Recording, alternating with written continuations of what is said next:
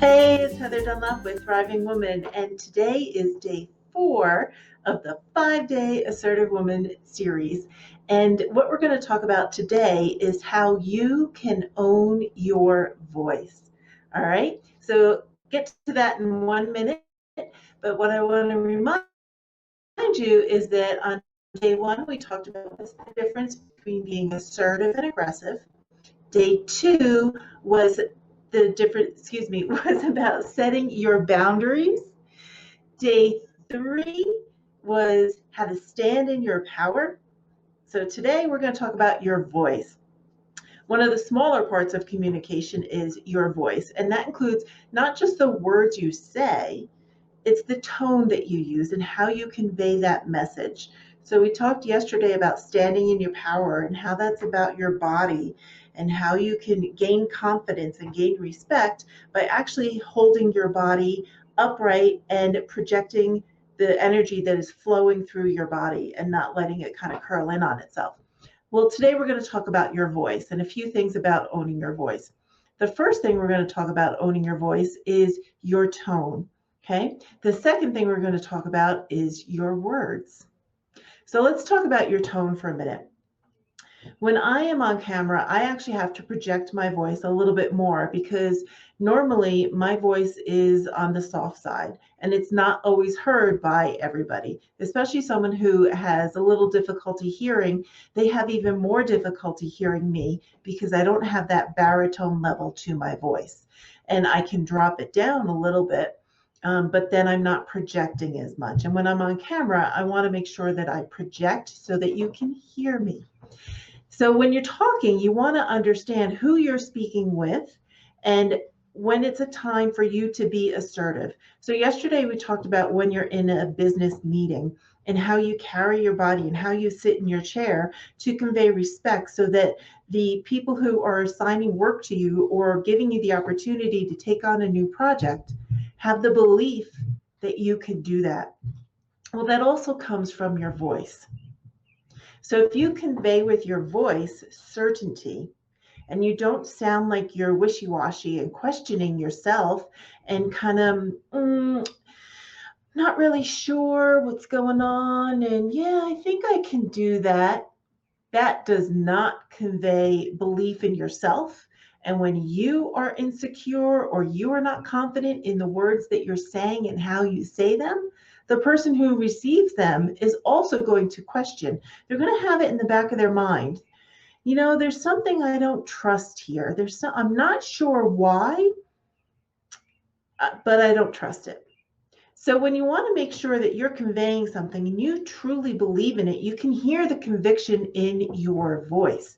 Your voice will change. It's going to drop a little bit. It's not going to be high and up here and squeaky. That kind of comes when you're not telling the truth and you're not speaking from your heart. So your voice rises up because there's that uncertainty within you and it comes out through your voice. It'll come out through your voice, it'll come out through your body. So that's why someone will kind of look away a little bit and there's a lot more and I'm not sure and well, maybe I can do that. I don't know.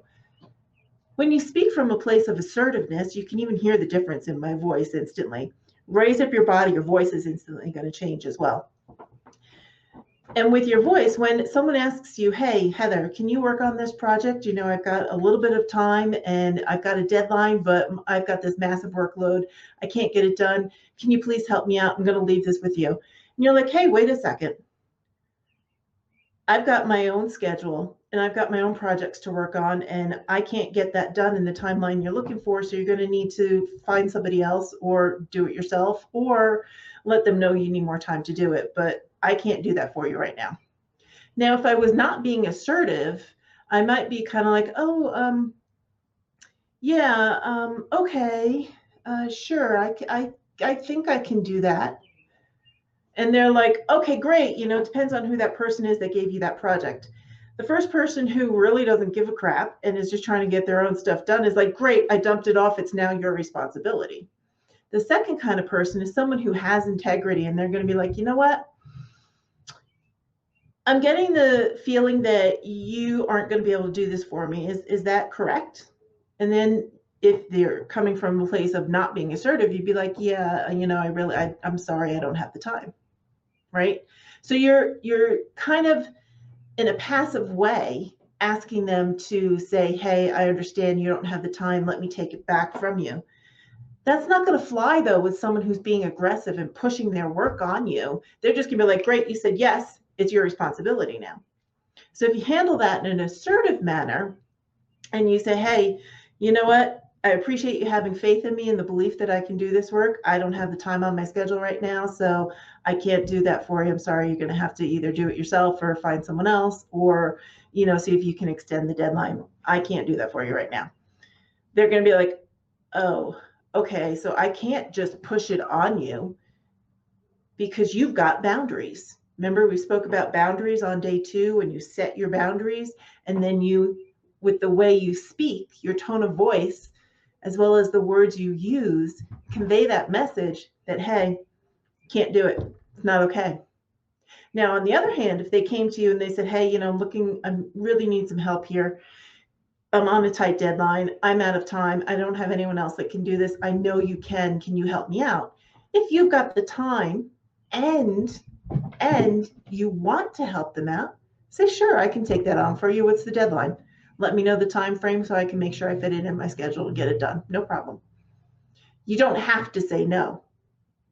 But when you're assertive, your no is a no. When you're passive, your no gets rolled right over by someone who's aggressive. Or if it's someone who is understanding, they're going to feel something else that you're not saying. So why not just say what you mean and be assertive and own your voice? Here comes my cat, sorry. That's his tail. So own your voice and say what you mean. It makes communication so much easier when the words that you say match up with your voice as well as your body. Then everything's in alignment. And when you're in alignment, you're actually able to get where you want to go. All right, so that's where we come to the second part of communication with your voice is the words that you say. So you don't want to use wimpy words like, oh, I hope it works out for you, or, I wish you well, but I don't really have the time. Nope, doesn't fly. People don't trust someone who's wishy-washy. When you're assertive and you say what you mean, say what you mean. And don't worry how they're going to receive it. How they receive that is on them. That's not on you. If you say what you think and you say your thoughts and you share your opinions and your feelings from a place of truth that's within you, that's okay. It's okay if they don't like what you say, but they understand that, this is something that you believe in. You're setting your boundaries, and you're not going to let me push them in and make them smaller and smaller and smaller. You're going to say, hey, there's some boundaries here. We got to work within these boundaries. This is kind of where I am at the moment, and this is what my boundaries are right now in this given moment. They may adjust, and that's okay. If you decide you want to adjust them, you can expand them, you can contract them, depending on what works for you. But the words that you say, just say what you mean. And don't worry about it. If someone doesn't like what you say, that's okay. Because you have set your boundaries and you have said what you mean to your truth. So you're not going to go back and think about it 100 times over on your commute on the way home. It's not going to be running through your head when you're trying to go to sleep at night, because you said what you mean. So you're not going to come back and say, oh, I should have said this. Oh my God, why didn't I say this? I can't believe I let him do that to me. I can't believe I let him give me all that work that I just don't have the time for. You're just pushing yourself further and further down into this big pile of mush, and that's nowhere to be. So say what you mean. And if they don't like it, that's okay. And you can respond then to their response to you. So if that person comes over and says, hey, you know what? I can't do this work. I really need some help. Could you help me out? I've got to get it done by tomorrow. I'm on a deadline. I don't have anyone else. And I believe you can do it. Say, okay, you know what?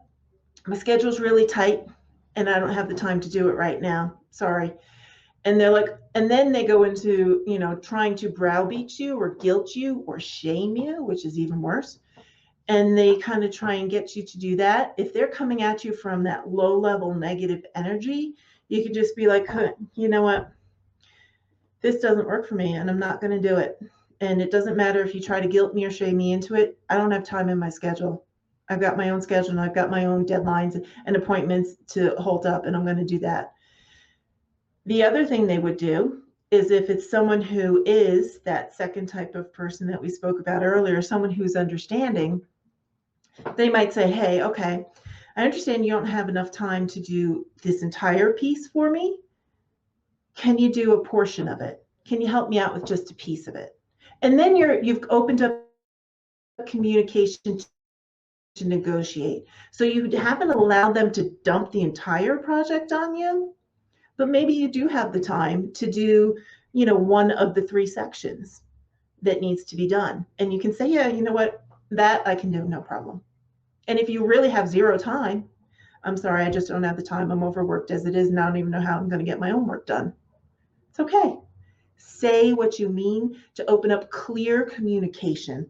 And when you are communicating with standing in your power in your body, your tone of voice is confident, and you actually say what you mean, you are going to develop so much confidence in yourself. And I'm not talking about ego, where this huge ego like enters the room before you do.